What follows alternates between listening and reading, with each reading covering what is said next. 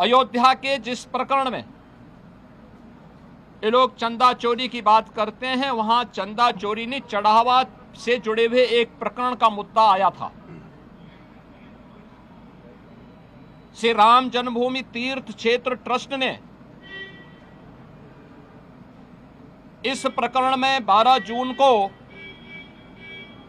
उत्तर प्रदेश सरकार को एक पत्र लिखा कि कतिपय समाचार पत्रों और मीडिया में इस प्रकार की सूचनाएं आई हैं और हम चाहते हैं कि इस प्रकरण की एक एसआईटी बना करके जांच करवा दी जाए।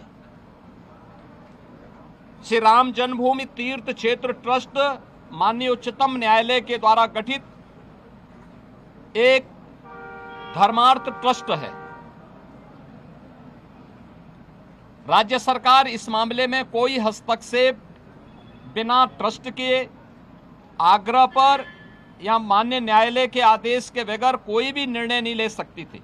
ट्रस्ट ने अपील की, अनुरोध किया, राज्य सरकार ने 13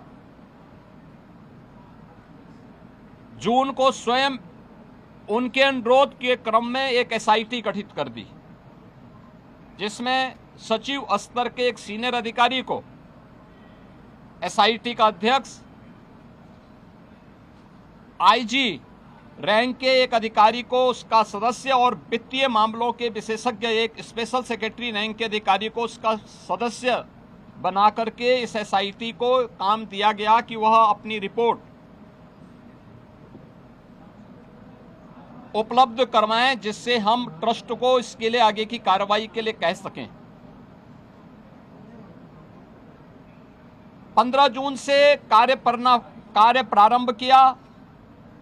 इस पूरे प्रकरण में एसआईटी ने अपनी कार्रवाई प्रारंभ की और 23 जून को उन्होंने अपनी पहली अंतरिम रिपोर्ट प्रस्तुत की।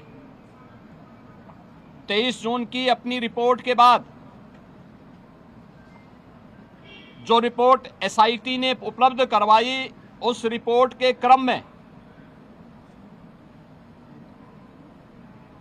उत्तर प्रदेश सरकार ने ट्रस्ट को उसकी सिफारिशों को उपलब्ध करवाया और ट्रस्ट ने 25 जून को इस पर एफआईआर लॉन्च करवाया।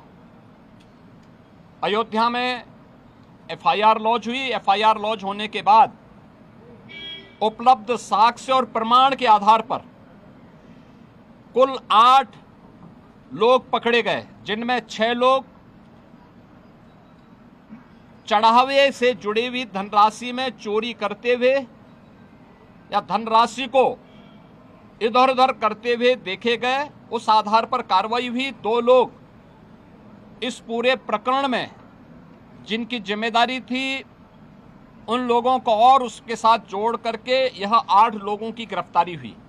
अभी एसआईटी की जांच चल ही रही थी कि माननीय उच्चतम न्यायालय में जो योजित एक पीआईएल थी, उसके तहत उच्चतम न्यायालय ने आगे की कार्रवाई के लिए एसआईटी के पुनर्गठन के साथ ही इस पूरे प्रकरण को अपनी देखरेख में आगे बढ़ाया।